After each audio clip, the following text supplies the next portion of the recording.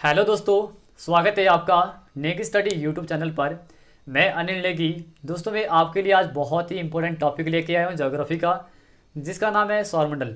ये टॉपिक बहुत ही इंपॉर्टेंट है एग्जाम के पॉइंट ऑफ व्यू से कि यहाँ से क्वेश्चन किस टाइप से पूछे जाते हैं।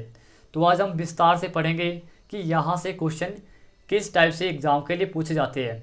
अगर दोस्तों आप हमारे इस चैनल पर नए हैं तो आप इस चैनल को जल्दी से सब्सक्राइब कर दें और बेल आइकन का जो बटन है उसे प्रेस करें ताकि आपको हमारी दूसरी वीडियो की नोटिफिकेशन मिले। ठीक है, तो आइए स्टार्ट करते हैं सौरमंडल कि सौरमंडल से रिलेटेड यहाँ से क्वेश्चन किस टाइप से पूछे जाते हैं।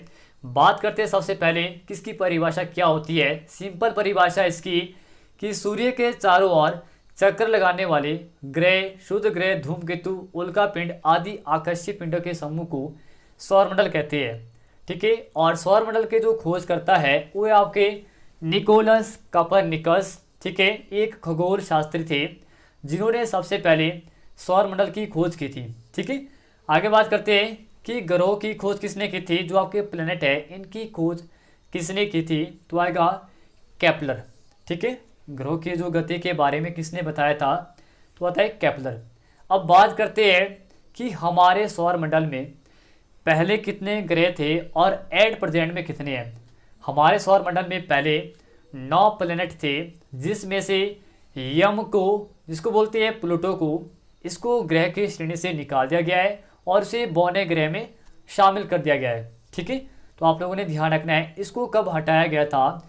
एक बैठक हुई थी जिस बैठक का नाम है इंटरनेशनल एस्ट्रोनॉमिकल यूनियन। ठीक है, ये एक बैठक हुई थी, प्रयाग सम्मेलन हुआ था, जिसमें 24 अगस्त 2006 को प्लूटो को ग्रह की श्रेणी से निकाला गया और उसे बौने ग्रह में शामिल कर दिया गया। ठीक है, अब जब ये बैठक हुई थी तो इसमें क्या बताया गया था। जब ये बैठक हुई थी इंटरनेशनल एस्ट्रोनॉमिकल यूनियन, ठीक है, जिसको बोलते हैं अंतर्राष्ट्रीय खगोलीय संघ, जब ये सम्मेलन हुआ था तो इसमें बताया गया था जो आपके प्लेनेट है उनको 3 कैटेगरी में डिवाइड किया गया था। एक आपका आता है परंपरागत ग्रह आते हैं, और दूसरे आते हैं आपके बौने ग्रह, और तीसरे आते हैं आपके लघु सौरमंडलीय पिंड। ठीक है, जो आपके परंपरागत जो प्लेनेट है उसमें आते हैं 8 प्लेनेट आते हैं। ठीक है, जो मैंने आपके सामने यहाँ पे मेंशन किए हैं। और जो बौने ग्रह में आते हैं जैसे आपका प्लूटो है और आपका चेरॉन और सेरस। ठीक है, ये आती है बौने ग्रह में। और लघु सौरमंडलीय पिंड में कौन से आते हैं, धूमकेतु और उपग्रह, वो आते हैं आपके किस में आते हैं, लघु सौरमंडलीय पिंड। अब बात करते हैं कि जब इस प्लूटो को हटाया गया, कब हटाया गया था इसको, 24 अगस्त 2006 को। अब इस प्लूटो को क्यों हटाया गया था ग्रह से और इसे बौने ग्रह में क्यों रखा गया था।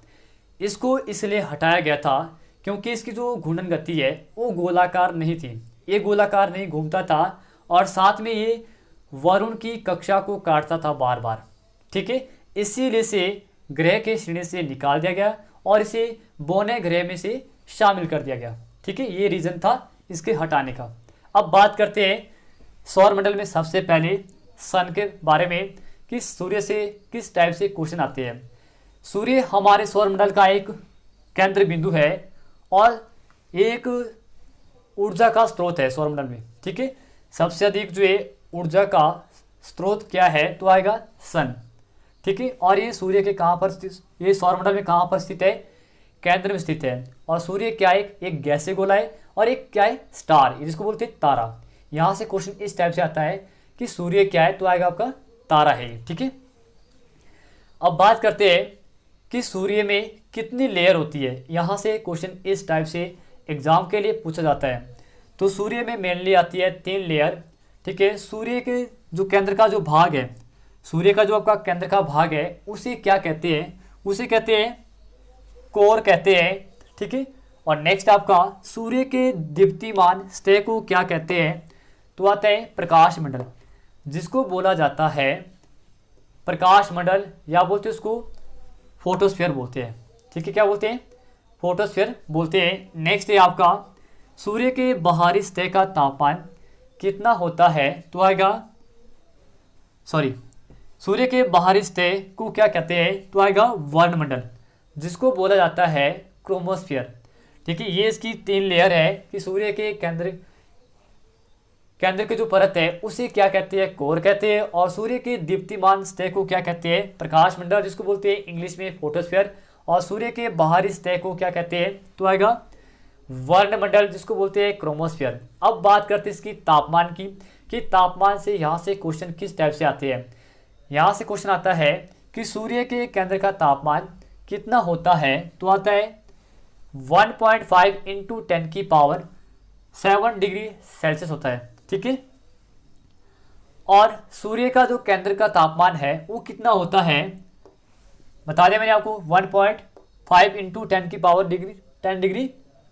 10 की पावर 7 डिग्री सेल्सियस होता है। अब बात करते हैं कि सूर्य के बाहरी सतह का तापमान कितना होता है, तो आता है 6000 डिग्री सेल्सियस। नेक्स्ट है आपका कि सूर्य के धब्बे का तापमान कितना होता है, तो इसका आंसर आएगा 1500 डिग्री सेल्सियस। अब धब्बा क्या होता है, ये जो आपका धब्बा है सूर्य का, ये धब्बा अपना एक चक्र जो है 22 वर्ष में पूरा करता है। पहले ये 11 वर्ष तक ये धब्बा बढ़ता है और उसके बाद 11 वर्ष के बाद ये धब्बा घटता है, ठीक है। तो ये ध्यान रखना आपने, इसका तापमान कितना है, तो आएगा 1500 डिग्री सेल्सियस। अब बात करते हैं कि सूर्य में सबसे अधिक किसकी प्रधानता पाई जाती है। जिस तरह हमारी पृथ्वी पर सबसे अधिक जल की मात्रा है, उसी प्रकार हमारे सूर्य में सबसे अधिक हाइड्रोजन की मात्रा पाई जाती है, ठीक है। सूर्य में जो है सबसे अधिक होता है हाइड्रोजन 71%, और नेक्स्ट आपका हीलियम आपका 26.5%, ठीक है। और आपका अन्य तत्व कितना है, तो आएगा 2.5%, ठीक है। ये आपका अन्य तत्व है, ठीक है। अब बात करते हैं नेक्स्ट आगे कि सूर्य के केंद्र में 2 हाइड्रोजन नाभिक मिलकर एक हीलियम नाभिक का निर्माण करता है, जिससे ऊर्जा उत्पन्न होती है, ठीक है। और ये क्वेश्चन बहुत बार पूछा गया है कि सूर्य के केंद्र में क्या होता है। सूर्य के केंद्र में नाभिकीय संलयन होता है। क्या होता है, नाभिकीय संलयन होता है, जिससे ऊर्जा प्राप्त होती है सूर्य को, ठीक है। सूर्य या तारे में ऊर्जा किससे प्राप्त होती है, तो आएगा नाभिकीय संलयन से, ठीक है। ये क्वेश्चन बहुत बारी एग्जाम में पूछा गया है। आगे बात करते हैं नेक्स्ट, सूर्य का व्यास कितना होता है, तो आएगा 13,92,000 किलोमीटर, जो पृथ्वी के व्यास का लगभग कितना है, 110 गुना बड़ा है। देखो 110 गुना बड़ा है सूर्य के व्यास से, ठीक है। आगे बात करते हैं नेक्स्ट, सूर्य हमारी पृथ्वी से जो कितना बड़ा है, तो आएगा 13 लाख गुना बड़ा, ठीक है। सूर्य हमारी पृथ्वी से 13 लाख गुना बड़ा है। आगे बात करते हैं नेक्स्ट, सूर्य की एज कितनी बताई गई है, तो आएगा 5 बिलियन वर्ष। नेक्स्ट है आपका कि सूर्य का प्रकाश हमारी पृथ्वी तक कितने समय में पहुंचता है, तो आएगा 8 मिनट 16.6 सेकेंड। और कई बुक पे लिखा हुआ है 8 मिनट 20 सेकेंड, ठीक है। तो आप लोगों ने ध्यान रखना है दोनों आंसर इसके, ठीक है। एक है आपका 8 मिनट 16.6 सेकेंड है, और दूसरा आपका 8 मिनट 20 सेकेंड। आगे बात करते हैं नेक्स्ट कि जब सूर्य ग्रहण लगता है तो उस समय जो सूर्य का सतह को दिखाई देने वाला भाग को क्या कहते हैं। यहाँ से इस टाइप से क्वेश्चन आता है। तो मैं आपके सामने यहाँ पे 3 चीज़ें इंडिकेट की है। ये आपका सन है, ये आपका मून है, ये आपका अर्थ है। जब सूर्य और पृथ्वी के बीच चंद्रमा आता है तब लगता है सूर्य ग्रहण। और सूर्य ग्रहण कब लगता है, ये लगता है अमावस्या के दिन लगता है, ठीक है। जब सूर्य ग्रहण लगता है, ठीक है, तो उस समय जो सूर्य का जो भाग दिखाई देता है उसे क्या कहा जाता है, उसे कहा जाता है कोरोना, जिसको बोलते हैं किरीट बोला जाता है। और इससे एक्स रेज उत्पन्न होती है जो मनुष्य के आइज के लिए बहुत ही हानिकारक है, ठीक है। आगे बात करते हैं, जब सूर्य ग्रहण लगता है, ठीक है, जब सूर्य का आंशिक भाग छुप जाता है तो उसे कहते हैं आंशिक सूर्य ग्रहण। और जब सूर्य का आधे से ज़्यादा भाग छुप जाता है तो उसे कहते हैं पूर्ण सूर्य ग्रहण, ठीक है। जब पूर्ण सूर्य ग्रहण लगता है तो उस समय सूर्य के सतह के बाहर प्रकाश उत्पन्न होता है, जिसे कहा जाता है डायमंड रिंग, ठीक है, ये क्वेश्चन एग्जाम में बहुत बार पूछा गया है कि डायमंड रिंग की घटना कब घटती है। तो आएगा कि जब पूर्ण सूर्यग्रहण लगता है तो उस समय डायमंड रिंग की घटना घटती है। और जब पूर्ण सूर्यग्रहण लगता है ये 8 मिनट तक लगता है हार्डली। ठीक है, 8 मिनट तक क्यों लगता है? क्योंकि चंद्रमा और पृथ्वी ये परिक्रमा करती है तो ये अपनी जगह को बदल देती है 8 मिनट के बाद। ठीक है, तो इनकी डायरेक्शन जो है चेंज हो जाती है। तो आप लोगों ने ध्यान रखना है, सूर्यग्रहण हार्डली लगता है 8 मिनट तक। ठीक है, अब बात करते हैं आगे यहाँ से और क्वेश्चन किस टाइप से पूछे जाते हैं एग्जाम के लिए।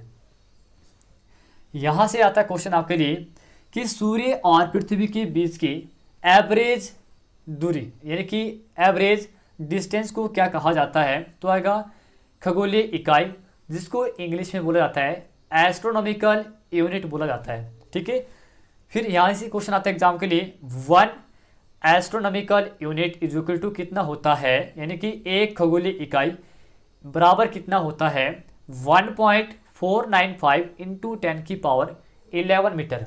ठीक है, अब नेक्स्ट यहाँ से और क्वेश्चन किस टाइप से आता है एग्जाम के लिए। यहाँ से आता है आपके लिए कि सूर्य और पृथ्वी यानी कि पृथ्वी सूर्य के सबसे नज़दीक कब होती है और उसे क्या कहा जाता है।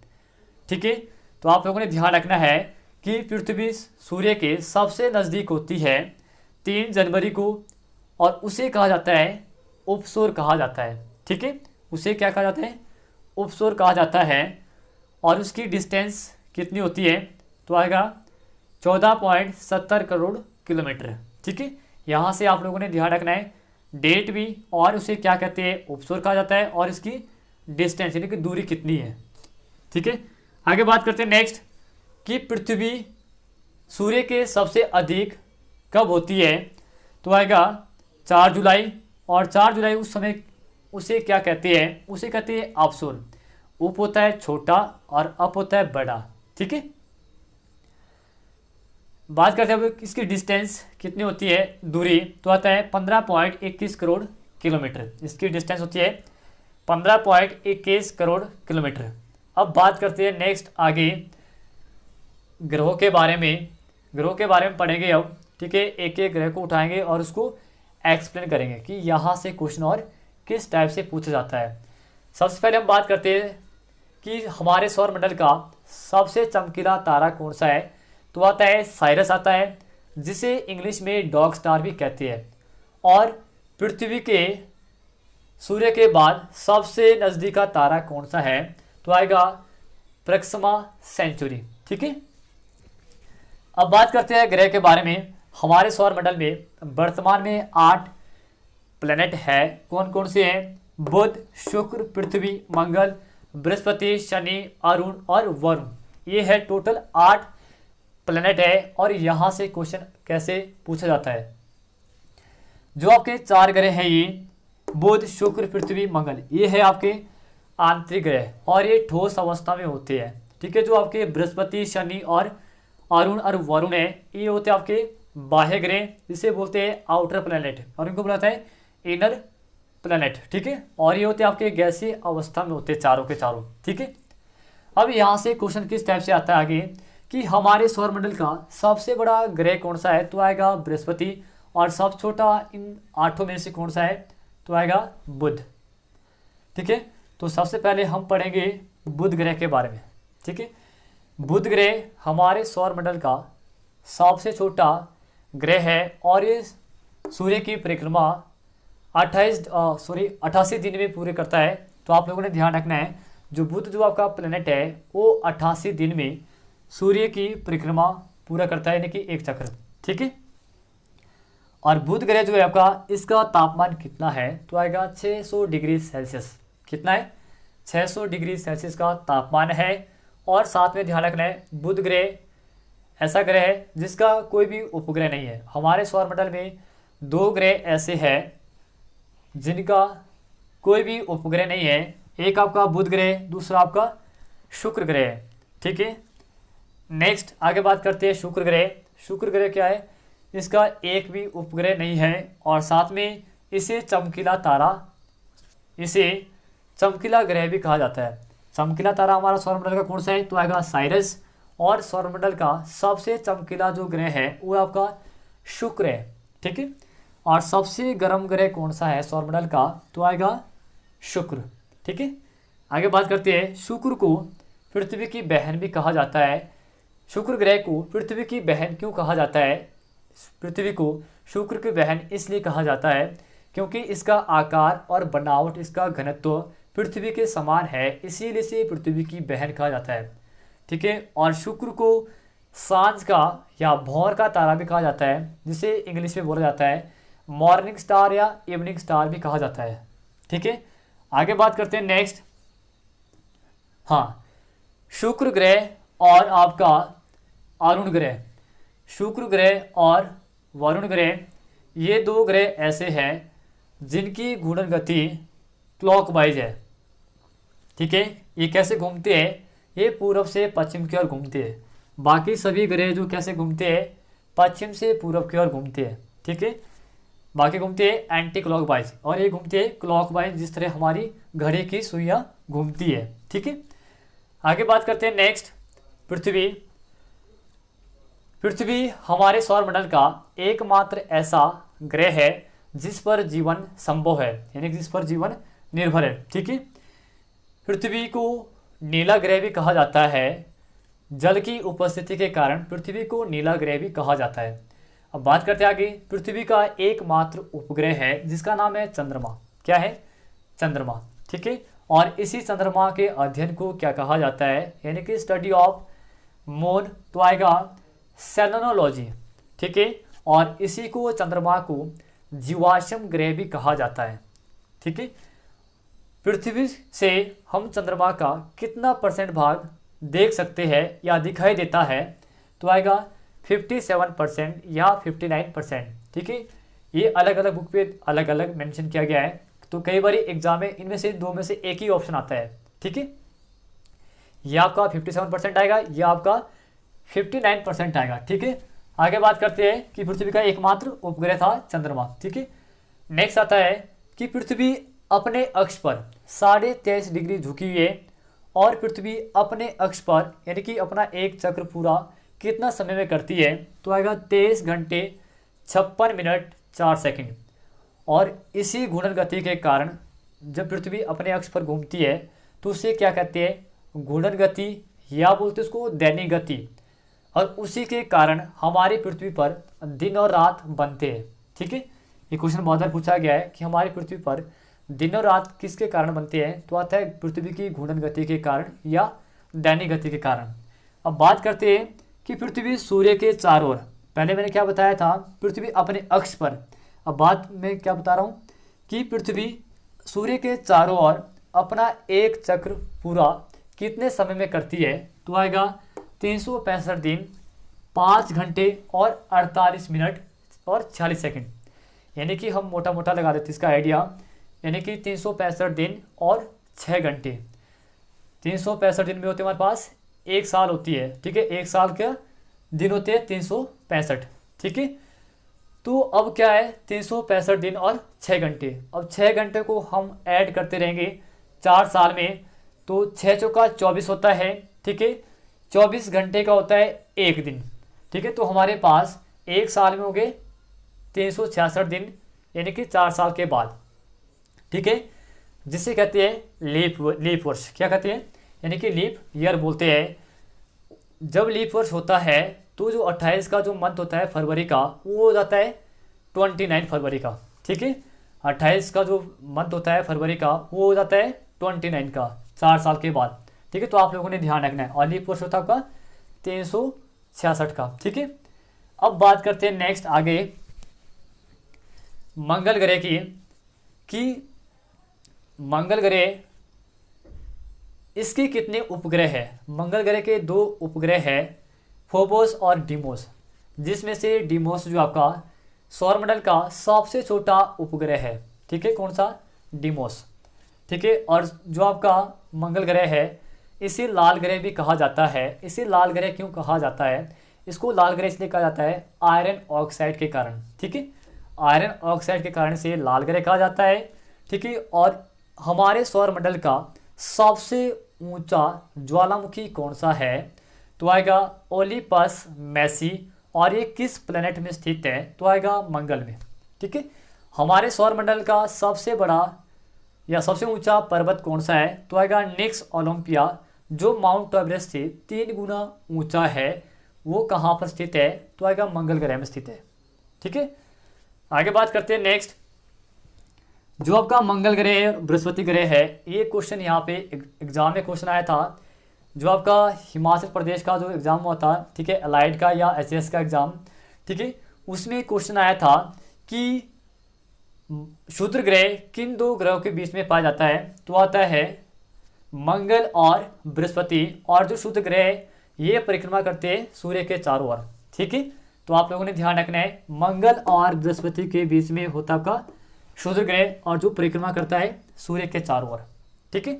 अब बात करते हैं नेक्स्ट आगे बृहस्पति ग्रह की।